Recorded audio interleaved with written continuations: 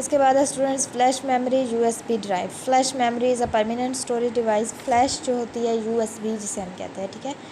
Flash memory में भी permanent storage होती है। Use to transfer data from one computer to another. क्या करता है, इसकी वर्किंग क्या है फ्लैश की, कि ये इसमें जो हम डाटा स्टोर करते हैं ये ट्रांसफ़र कर सकता है डाटा को एक कंप्यूटर से दूसरी जगह।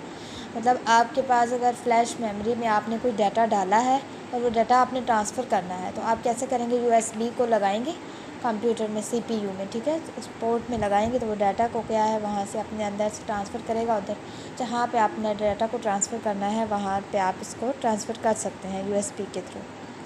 ये डाटा को एक कंप्यूटर से दूसरी जगह ट्रांसफ़र कर सकता है। It's manufactured in different colour and shape. ये डिफरेंट कलर और डिफरेंट शेप्स में इसको तैयार किया जाता है। It's very small in size, size इसका बहुत स्मॉल होता है। And is attach to a USB port. Flash memory जो होती है एक पोर्ट होता है यूएसबी पोर्ट, ठीक है। उस यूएसबी पोर्ट पे हम फ्लैश को लगाते हैं, ठीक है। फिर ये इसमें से आगे डाटा ट्रांसफ़र होता है कंप्यूटर को।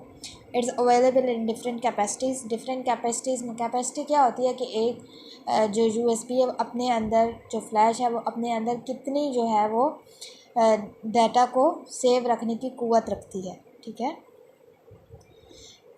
डिफरेंट कैपेसिटीज़ में आती है 4 GB से लेकर 64 GB तक मार्केट में जो है वो फ्लैश हमारे पास मिल सकती है हमें। इतनी जीबीज़ 4 GB से 4 GB से 64 GB तक जो है वो अपने अंदर डाटा स्टोर जो कर सकती हैं फ्लैश, वो हमें मिल सकती है, ठीक है। इसमें बहुत लार्ज अमाउंट में डाटा स्टोर रख सकता है, ये जीबीज़ में है, ठीक है। जीबीज़ में डाटा स्टोर रख सकता है ये, लेकिन जो फ्लॉपी डिस्क थी वो एमबीज़ में डाटा रखती है, ठीक है।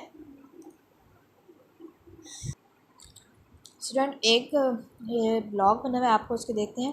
Programmer installed on hard disk.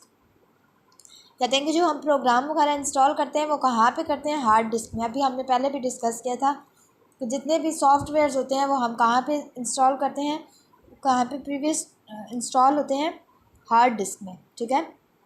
Hard disk में वो इंस्टॉल हो जाते हैं, फिर वो लोड किस में होते हैं, रैम में होते हैं, ठीक है। जब हमने सॉफ्टवेयर ओपन किया तो वो कहाँ पे लोड हो रहा होता है, रैम में। RAM serve like a drawing room and hard disk like a store और किचन।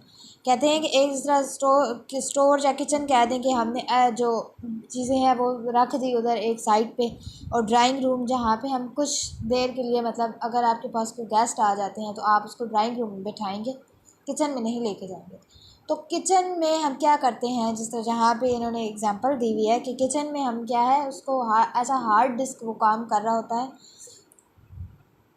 उसमें हम सारा जो होता है वो रख देते हैं, सॉफ्टवेयर उसमें रख देते हैं। जब हमें ज़रूरत पड़ती है तो हम उसको किस में ओपन करते हैं, रैम में, ठीक है। तो रैम जो है वो सर्व करता है ऐसा ड्राइंग रूम, और हार्ड डिस्क सर्व करता है ऐसा स्टोर और kitchen. We bring food item from the kitchen and extra object from the store. जिस तरह हम फूड आइटम लेते हैं किचन से और एक्स्ट्रा ऑब्जेक्ट जो होते हैं वो हम स्टोर वगैरह में रख लेते हैं। And place in a drawing room after the departure of the guest, these object are placed back. जब कोई गेस्ट वगैरह जो है उसका डिपार्चर होता है तो उन ऑब्जेक्ट को हम दोबारा अपनी अपनी जगह पे रख देते हैं, ठीक है।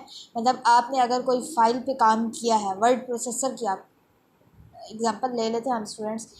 Word processor is application software, ठीक है। उस पर हमने कोई काम करना है, ठीक है। अब वो पड़ा हुआ किधर है, सेव है वो पीसी में, वो पड़ा हुआ किधर है, हार्ड डिस्क में। उसमें हमने कोई वर्किंग करनी है तो हम ऑब्वियसली पहले ऐप को ओपन करेंगे। जब हम ऐप को ओपन करेंगे स्टूडेंट्स तो वो किस में आएगा, रैम में। रैम जो है वो लोड करेगी ना।